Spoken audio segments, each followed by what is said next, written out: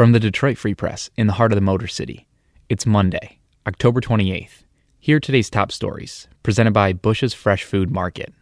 Bush's has over 4,000 Michigan products, including the freshest fruit and vegetables, meat, seafood, and baked goods. Stop by one of Bush's 16 locations for the personal service you expect from your neighborhood grocer. Hi, this is Kathleen Gray. I cover state and national politics for the Detroit Free Press. Michigan lost another political luminary on Sunday.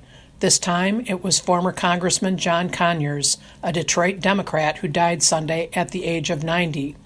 Earlier this year, Michigan lost Congressman John Dingell, a Dearborn Democrat, and earlier this month, former Republican Governor William Milliken passed away at the age of 97.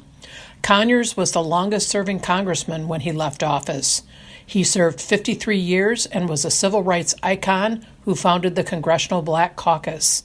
He also was the force behind a movement to get a national holiday set for the Reverend Martin Luther King Jr.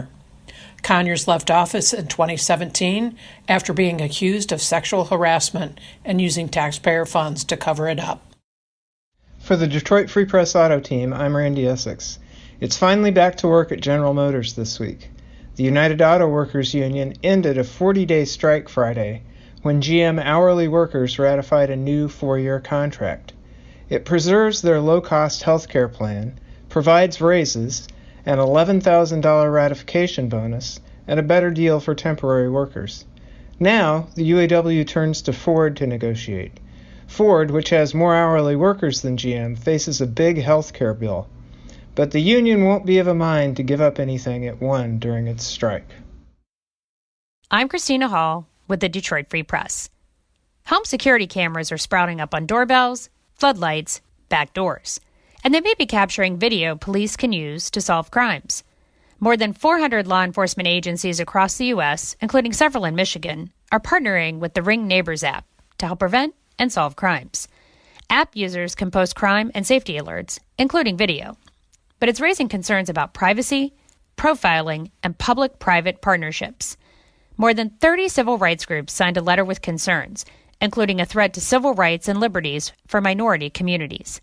Ring disputes many of the claims in the letter, saying its mission is to help make neighbors safer, including the free app tool to connect communities and police.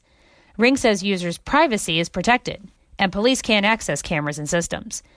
Ring says content submitted to the app is reviewed to make sure it adheres to its guidelines, including policies against racial profiling and prohibiting hate speech or other forms of prejudice. I'm Kristen Shamus, reporting for the Detroit Free Press. Margaret Reed grew up on a farm in Sandusky, Michigan, in the middle of the thumb. Population, 2,500. Her grandmother had a mastectomy in the 1950s. Because she knew breast cancer runs in her family, Reed started having mammograms young. But it wasn't until she was 50 that doctors would find her breast cancer. They caught it early enough to save her life. But Reed thinks about all the women who don't get those vital tests before it's too late. She says just because they live in a rural area doesn't mean they shouldn't have the same access to health care as people in urban areas do.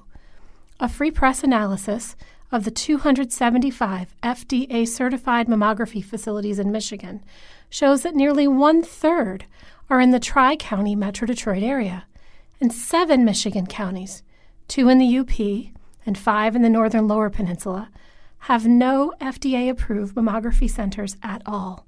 Reed and her husband took matters into their own hands. They led a fundraising drive to bring a 3D mammography machine to their small-town hospital, Mackenzie Health System.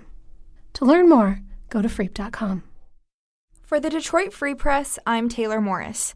On Saturday morning, Nancy Welk was about to feed her horses when she heard a crash outside of her Gratiot County home. When she and her husband walked out to investigate, they noticed a big piece of metal sitting on their lawn.